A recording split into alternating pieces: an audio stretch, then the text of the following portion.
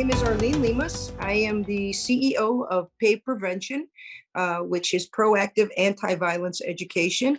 We are on a mission to reduce workplace violence, and that's from the full spectrum, from microaggression to full-blown physical event. And we have a very, very, very special guest today, my friend Nancy Hogshead-Makar, and she is three-time Olympic gold medalist. And she has taken all that passion and all that fight and all that grit and just become a wonderful advocate for keeping our athletes safe, keeping our athletes on level playing fields, protecting women, giving them opportunities. She is the CEO of Champion Women, which is an organization that is focused on this. Champion Women is focused on equality and accountability in sport. She is a pivotal player, if not the most pivotal player, in my opinion, in establishing the Safe Sport Authorization Act of 2017, which pushed Congress's hand to enact laws to protect our athletes and keep them safe on and off the playing field. So with all that, I just want to turn it over to Nancy to see if there's anything she would like to share with us when we open. And again, we're at Disrupting the Dominoes of Violence. And thank you so much for stepping in for Jason Chan today. To those of you who jumped on thinking we'd be talking with Jason Chan, a restaurateur in Chicago, he's been pulled away, recovering from a medical procedure that he had. So Nancy has stepped in for us. Welcome, Nancy.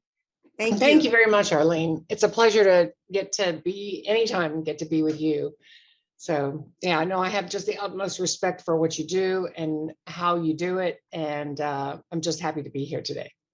Wow, thank you very much. So this is our first live event, Nancy. So we may have, some bobbles in it, and I think it's really important that we do allow other people to have access to you in this form as well. So I have a set of questions that I would love to ask, and then we will open it up. If there are questions, you guys can write them in the chat or raise your hand even, and then we might be able to bring that question in.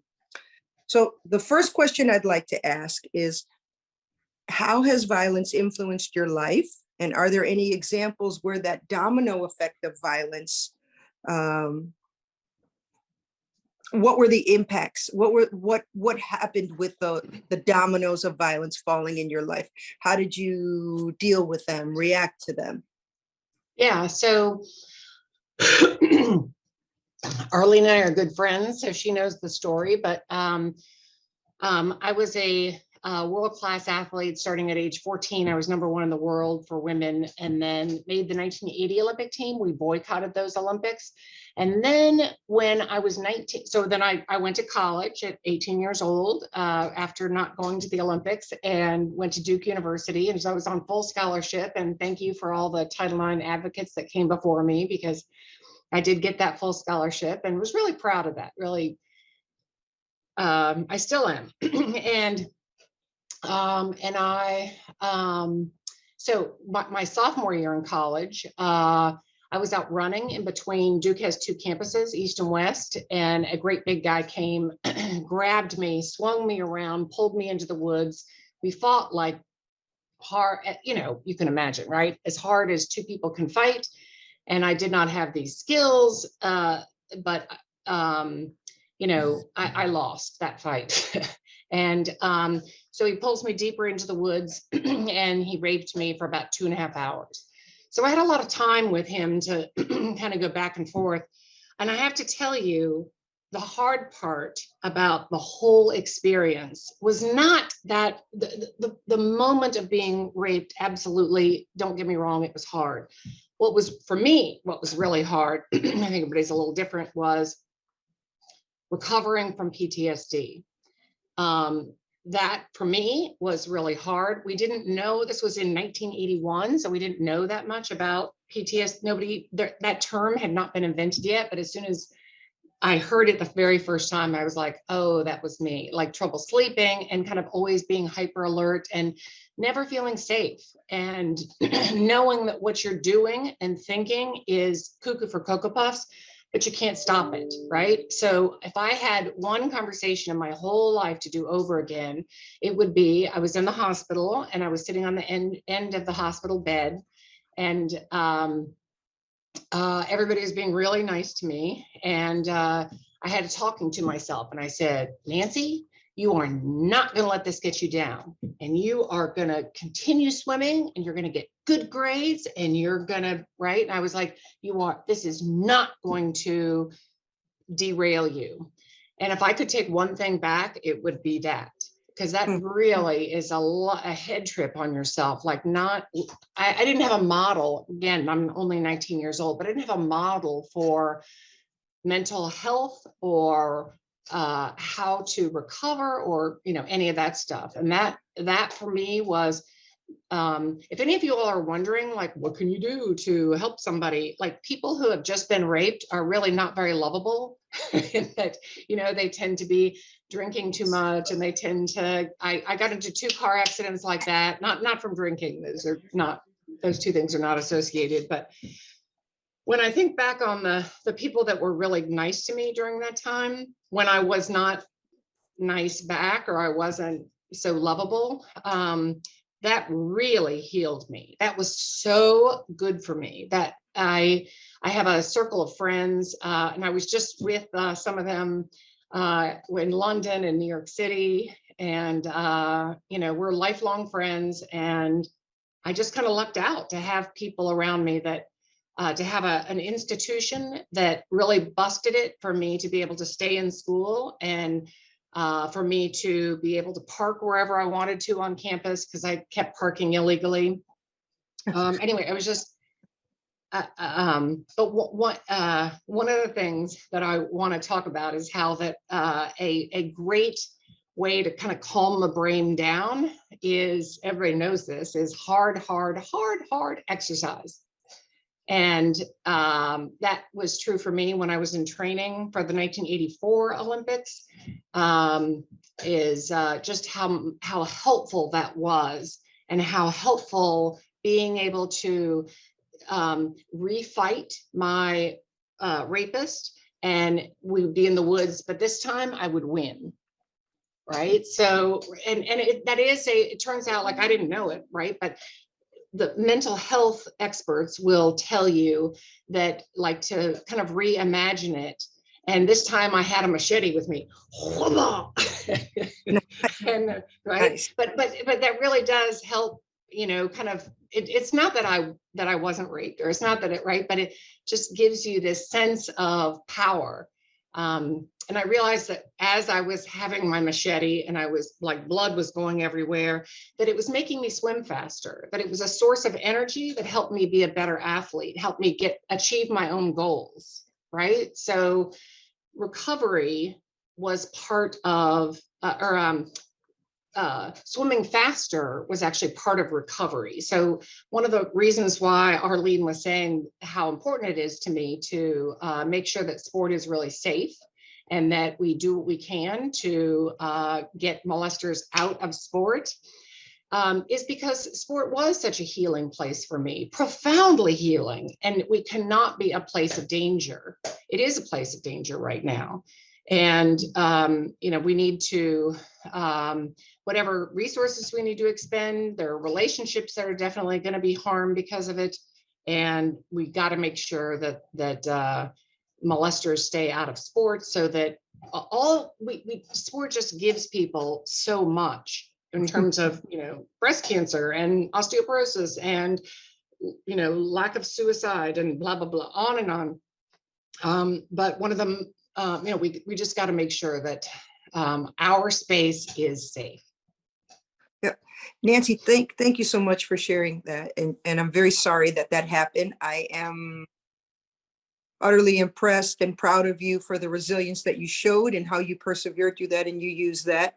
I will share that, I say all the time, sport and martial arts has saved my life numerous times. And it's not because of a physical altercation, just because it's been a way to reclaim my body, to reclaim the power in my body. And I think that's what sport gives us. So we both agree in 100% that that needs to be a safe place for people if they're looking for that. But I do believe that having the opportunity to reclaim your power is really important when people are healing from violent events or traumatic events. I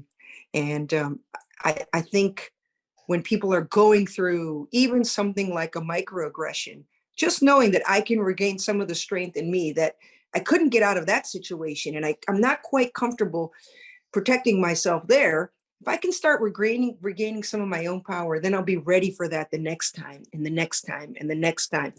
I think that what I would like to ask is, I mean, you reclaimed yourself and you reclaimed your power through sport. And although maybe you feel the path wasn't the best one, now you know there'd be other techniques that you might be able to use. You were still able to reclaim yourself. Were there times in there, because of what had happened to you, that you felt you weren't your best, that you just couldn't be your best? Because I believe that we don't, as a society, we're not recognizing those dominoes falling when people are struggling with recovering from a violent event, and they can't be their best. They can't be their best at work. They can't be their best mom. They can't be their best sister. They can't be their best because of it. So we need to help them find the tools to be their best. So if you could share. I don't even like the way when somebody introduces it or somebody tells the story and they say Nancy was raped and then she went on to go win 3 gold medals in the Olympics. You can too. Just don't let it get you down like that. That sort of, ascribing all these good attributes to me is not appropriate. Because number one, it's just not true. And I wish like I could have my friend Mandy and Joanna and Laura Kohler here, because they would tell you that, it was not an easy road. I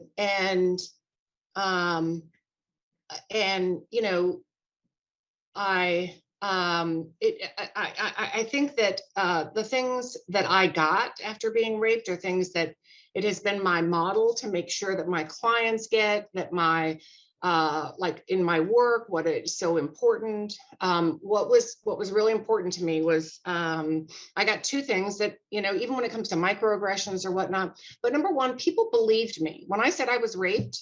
Like nobody said you weren't, or question that how rare that is. And then 2 is people believed in the depth of my emotional harm. So they didn't tell me to buck it up. Well, some people did actually. I come from a family from Iowa, and their mantra is people are as happy as they make up their mind to be. And I do not believe that. I do not believe that. I think that, that is this idea that you can kind of will yourself to be happy or whatever is just not true. That there's a really good book that I like called The Body Keeps the Score, and it goes through his timeline, and it goes through like all these different kinds of therapies for people who are recovering from trauma, which is what I had, trauma. But anyway, but those 2 things were just foundational, and most people don't get, even if they think that, yes, the person was raped, they're like, what's the big deal? You were drunk. You don't even remember it. Or, just really. So anyway, so I just cannot stress enough that I really don't like that theory, that the narrative that, Nancy was raped and then she went on, right? And ascribing it all to me instead of recognizing all of the help that I got that most people never get. Another thing that I had is, what adverse childhood experiences are, ACE, people's ACE score. Okay, so ACE score is like, you can kind of check off like bad things that happen to a kid when they're growing up. So my ACE score was 0, right? Nobody had ever hit me enough to leave a mark. I was not sexually abused. Nobody had belittled or yelled at me in in a horrible way. Nobody, there was no drugs or alcohol in my family. There was no divorce. There was no, what are some other things? Nobody in my family went to prison, blah, blah, blah, right? So I had an ACE score of 0. And being 19 when I was raped would give me just enough time to at least know what the baseline was. A lot of people, they don't know what the baseline is. They have nowhere to get back to, right? Because they started having troubles long before. So with all that said, I am a very lucky person. You all can make a material difference in people who have experienced violence in their lives by being nice, honestly, and loving them through their struggles, because it's just not easy to recover from. Right. Yes. So some of the programming that PAVE Prevention is offering, our training includes tools to prevent. So a skill set that helps you prevent a violent event from happening. Again, full spectrum of violent events. To react in real time. So something physically happens or something, you're de-escalating a situation in real time. Yeah. But also that part that I think really is important, what you're talking about, is healing, finding a way to heal from a violent event. And that's where I think we fall out of the category of let's just check a box and give our employees this type of training. We fall way out of that box of being able to do that, because it's that full spectrum of approach to help the employee be better, be stronger, to heal. So I'm really appreciative of the way that you're presenting it. In sport helped you regain your body. You had a nice network around you. So I definitely see and acknowledge that it wasn't just this horrible thing happened to you. You won 3 medals. See, anybody can do it. So I appreciate you sharing that. I see very clearly what you do now today and how you are helping athletes as empowerment work. I really do see it that way. It's a different avenue, but I think you empower a lot of people with the things that you're achieving. So how did choosing that path, and when you chose that path, how did it change your life? Well, after the Olympics, I just took advantage of a lot of financial opportunities, frankly, and kind of, try to live a lot of different things. Right now, I've got a son who's a junior in college, and he doesn't know what he wants to do, and he feels bad, like he should know. And I was like, you don't have to know yet. Once again, very lucky. I had phenomenal mentors who said, you're going to do this, right? So Donna Deverona said, go intern at the Women's Sports Foundation. And so I was, I had still have phenomenal mentors. When I was doing all those different things, I did commentating, I endorsed products, I gave a lot of motivational speeches, I did a lot of anti-drug and alcohol work, I did, I was on the President's Commission for Drugs and Alcohol. But the thing that I liked to do the most, and that gave me the most energy, was advocacy for women in sports. And I really felt like I was a great beneficiary of the generation before me, and I wanted to take it further. And I still want to do more. So I just kept going with law school and doing work with suing schools and helping schools come into compliance and all that kind of stuff. I started Champion Women because I didn't want to just do client work, and instead I wanted to be able to focus much more on the policy type things. And so that's what we do. So I guess I'll ask, in your opinion right now, where are we at? Are our athletes safer? I know that you and I have our paths intersected because of trying to keep athletes safe. Are we at a better place? Where do you feel? I mean, I don't want to get into a long discussion about safe sport, but I think sport has to work. And I think you feel that way as well, that it has to work. But are we there yet? I agree with you that safe sport has to be successful. Safe sport is akin to an HR department that determines whether or not somebody that you work next to either stays stays in the company or has to leave, right? So it's not about going to prison.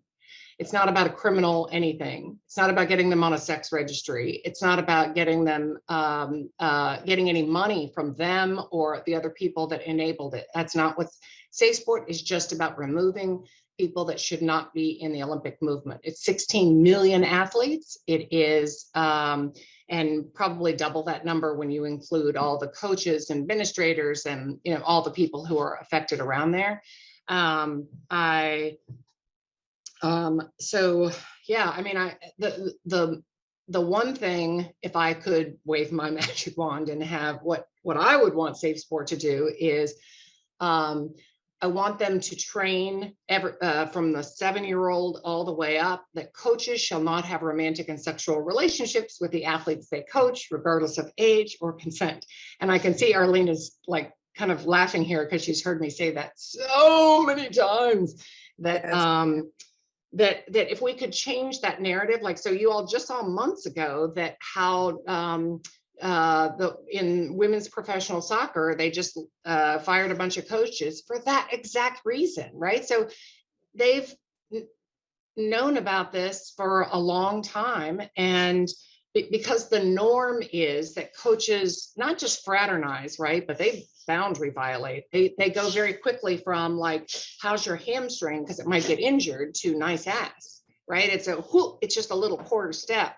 And so coaches flirt with, and they want the energy of being around young women a lot.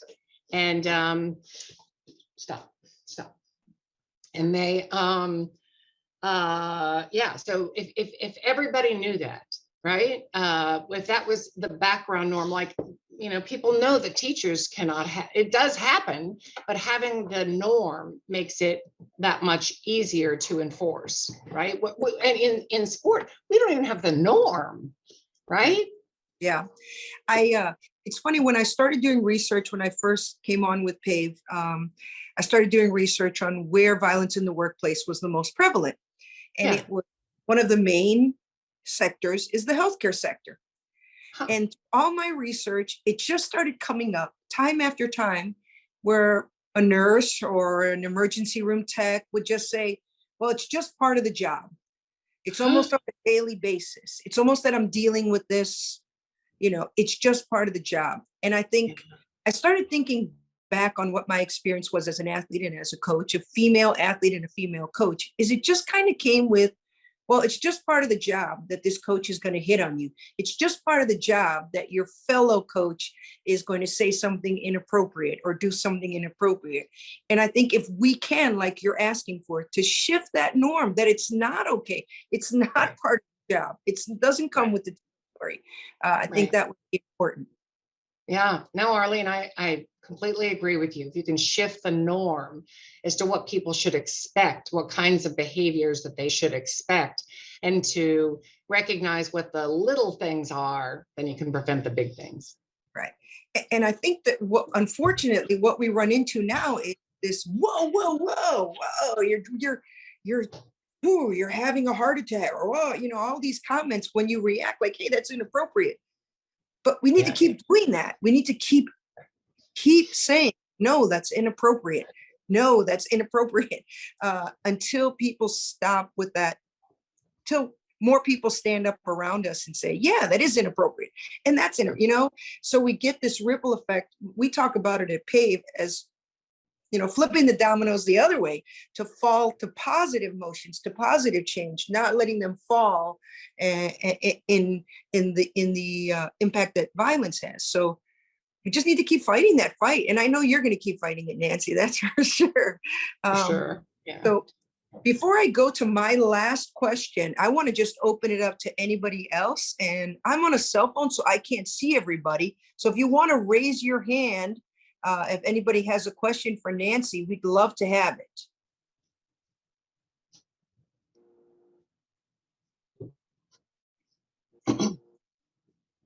Hi, Udit. Oh, Udit's on. Udit, are you going to ask? Okay, go for it. Hi. So hold on one second. I just got my hair done, so I'm sorry that I wasn't able to I want to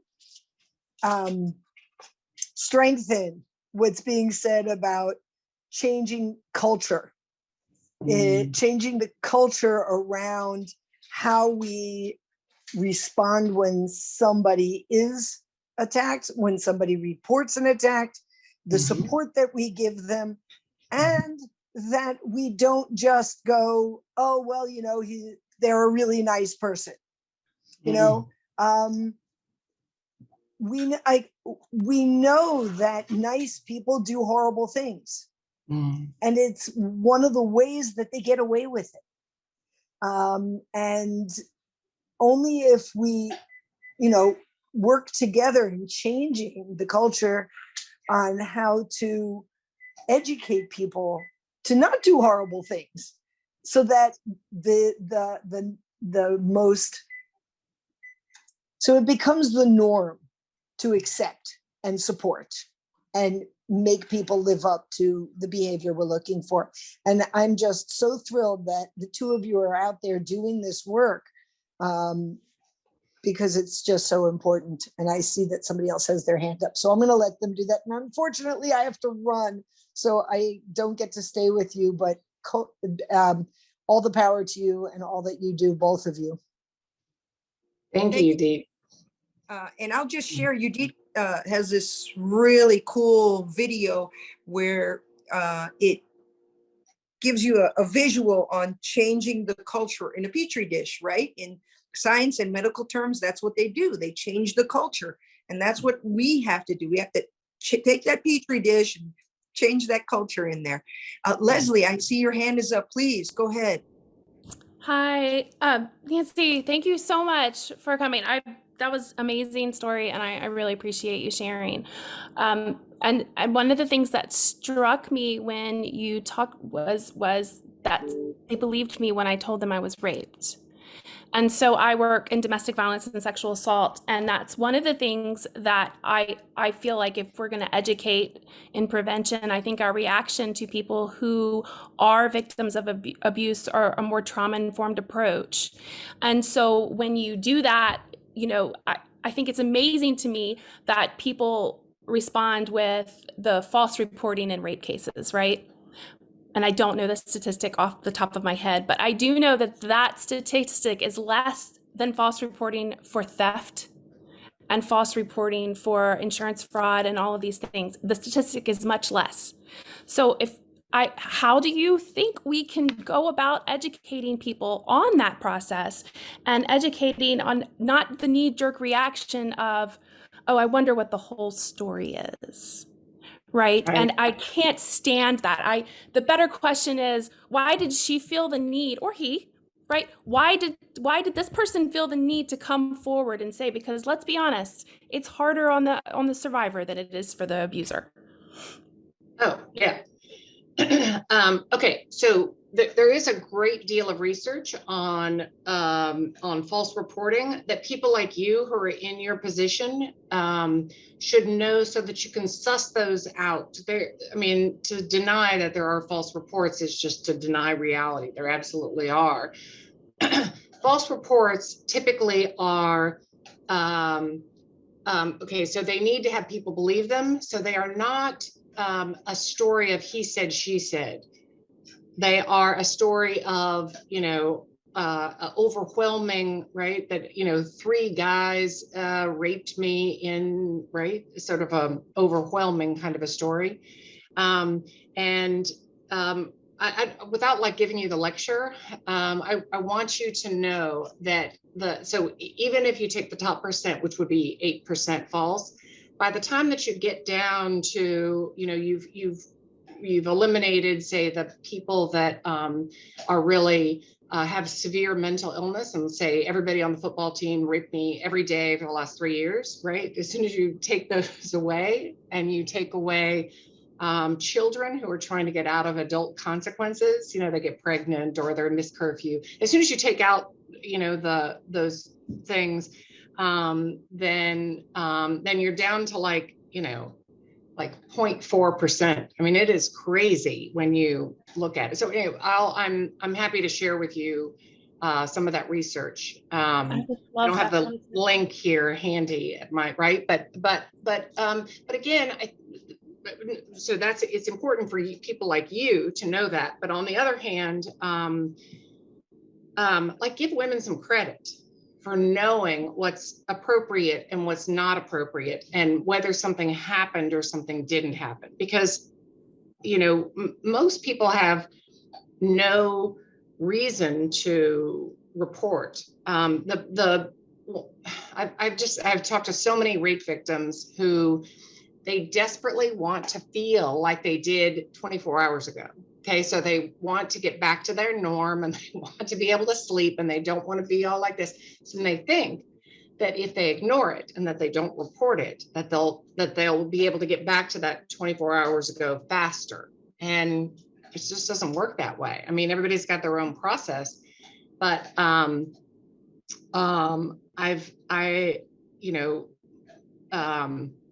want to be careful how I word this. If people have regrets, it's usually on the side of not reporting. Right.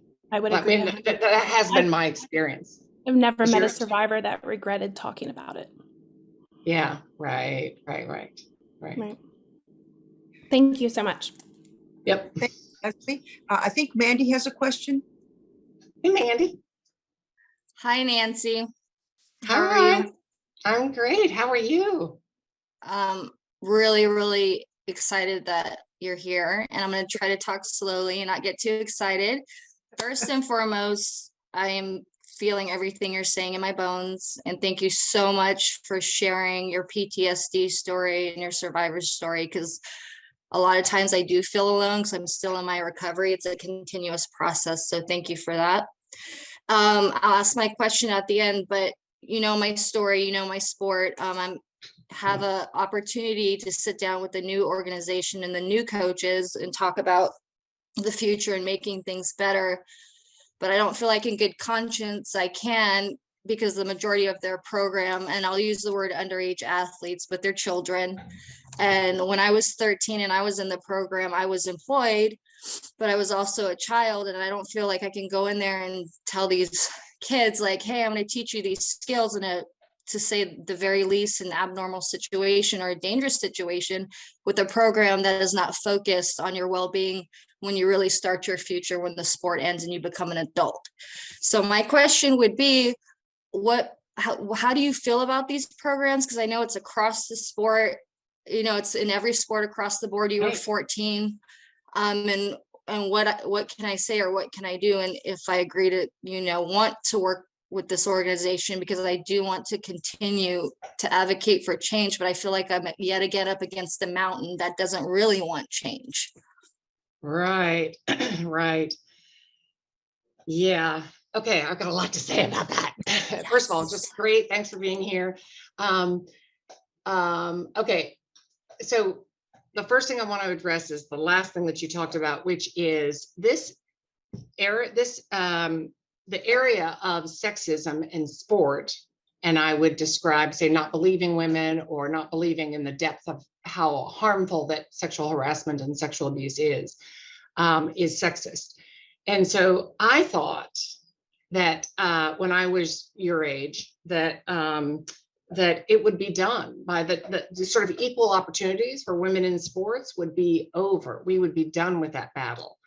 I mean, Champion Women has a project right now where we catalog, it's 183,000 athlete gap. That's a lot of Taekwondo athletes, a lot of swimmers, a lot of rugby players, et cetera, wrestlers that don't have sports opportunities in college, don't have college scholarships. Women are being denied $1 billion. I thought it would have happened already. So if I could talk to you, my younger self, I would say that don't underestimate the power of sexism. It is crazy, crazy strong. I am always sort of taken aback by how strong sexism is. Okay, then getting back to the sort of how do you work with a sport culture, that part of your question is there are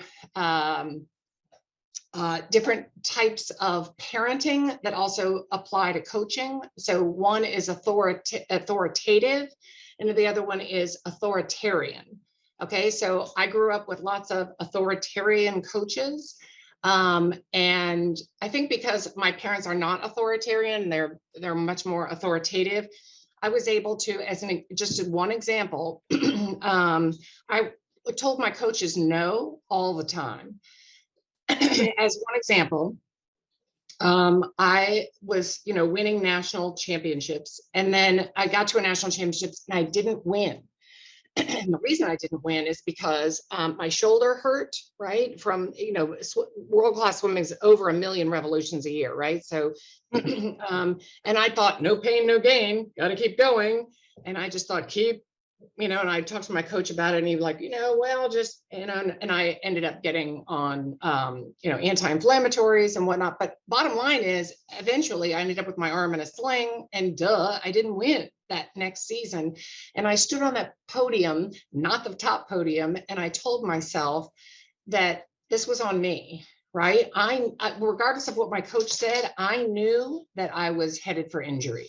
And so, and I will say, being a winning world class, being a world record holder makes it much easier to be able to say no. And having a reputation as being a hard worker and being not somebody who's trying to get out of stuff and not somebody who, right, that sort of makes it easier.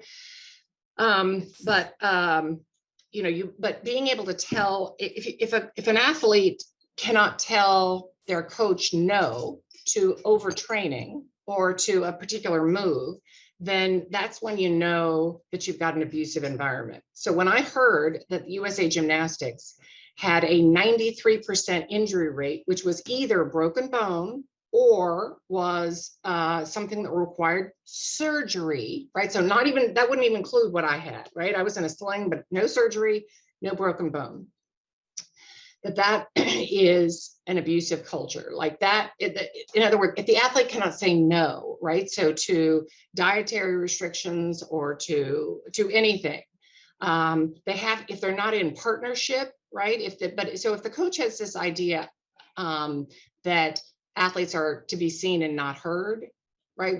That's the authoritarian kind of parenting, kind of coaching that, right? So if you can bring up a new model of sport, of relationship that is, right? But so for a lot of coaches, they got into the job because they want to be authoritarian. That is what they grew up with, that they think that's the right way to do it, that, athletes are incredibly lazy and that they won't work hard unless they're belittled and shamed. And, right. So that's why it's hard to break that idea, to break up that, it's also hard when you have very large percentage of the coaching staffs are male. So in swimming, we have this, right? So you just don't have a lot of women, and they'll go out to a strip club after a day of racing. And of course, the other women coaches don't feel involved, right? But it's okay to have that view of women. So to break up that, so anyway, but I think showing them a different model of sport as being, authoritative, somebody who really knows what they're doing. But look for what is the coach's injury rate, and ask them about, can the athlete say no? Because if they can't say no to like getting better in their sport, then they can't say no to a pat on the butt. They can't say no to inappropriate comments. They can't say no to anything. So, Thank you. Yeah, you're welcome. That's a Thank great, you, Mandy. Nancy, that's a great way to put it. I've not thought about using the injury ratio, as a teller into the relationship. So that's a really nice benchmark. Yeah. There are two types of injuries, right? So there's the kind of injury that you get 1, 2, 3 wham, like somebody who gets like, in a football or soccer, right? So they get hit unusually. Okay, so there's that kind of injury. And then there's the kind of injury that most injuries are, which is a slow train coming. Right. Which is, right, so the hamstring starts to just feel funny. It doesn't hurt. It's no big deal. Of course you can go through it. but getting off it right away. And like, right, you got to work within the parameters of your body, and it's got to be okay for you to tell the coach to that you're not going to do it. Anyways, but recognizing those two different kinds of injuries, yeah, they're not the same. Okay, if there are not any other questions or comments for Nancy, then I have this kind of one question that I ask all my guests at the end. And I will ask you, if you could gain the audience of one person that you would help move this movement in a way that we need to move it, we could really facilitate change by meeting this one person. Who would that be? Who would your audience be, and why? So I'm not going to answer your question, because talking to one person and getting them to think the way that you do and having that make the major change it does not exist. So being an Olympic champion, a civil rights lawyer, and all of the accolades enables me to talk to pretty much whoever I want to. And it is a long slog. It is like I was telling you what the huge gaps are in sports, just participation, which, right, is really easy to measure. It's really hard to be a plaintiff in a sexual harassment or abuse kind of case. It really puts a lot of burden. It really puts almost no burden on the plaintiffs who are trying to get equality in their school. And for all of you who are out there doing this, to recognize that it is not about one conversation. It's not about one project. It's not about that. It is being able to, that persistence over time. It is being able to be the marathon. You got to take care of yourself along the way, so that you got to have dogs that love you. That right? You have to be able to stay in it for the long haul. And I have to say that one of the reasons why I've been able to stay in the long haul is having people like, I know that if I needed something, that Arlene and Mandy would stand up for me. I know that they would be on my side, that they would, like, if I got, everybody gets, if you think that you're going to be in this work, if you're going to do work, making sure that, there are appropriate boundaries in the girls and women's category, and that transgender athletes are able to participate in sports, and we got to find great places for them. But if you think that you're going to be able to do it in a way that doesn't get backlash, if you're interested in dealing with sexism, there just is backlash, period. Yep. And you got to have your peeps around you. You got to have, your support system, so that when it happens, because you can either lead this really safe life that you're not going to be making much of a difference, talking about happy, joy, or you can get into the dirtiness of it. So sorry, I didn't get to answer your question. There just isn't anybody. There is no right answer or wrong answer there. It's just curious of your viewpoint there, if there would be anyone out there. Thank you very much, Nancy. You are a wealth of knowledge, and you're an inspiration. You continue to motivate me. And yes, you have the support group here. Anything you need, you got it from us. And I know that you do the same for me, and you have done the same for me on numerous occasions. So again, thank you guys very much. Thank you guys for tuning in to our first live event, Disrupting the Dominoes here. And really, Nancy is definitely a disruptor. Very grateful. Nancy, thank you very much. Thank you guys for tuning in. Bye, everybody. Bye-bye.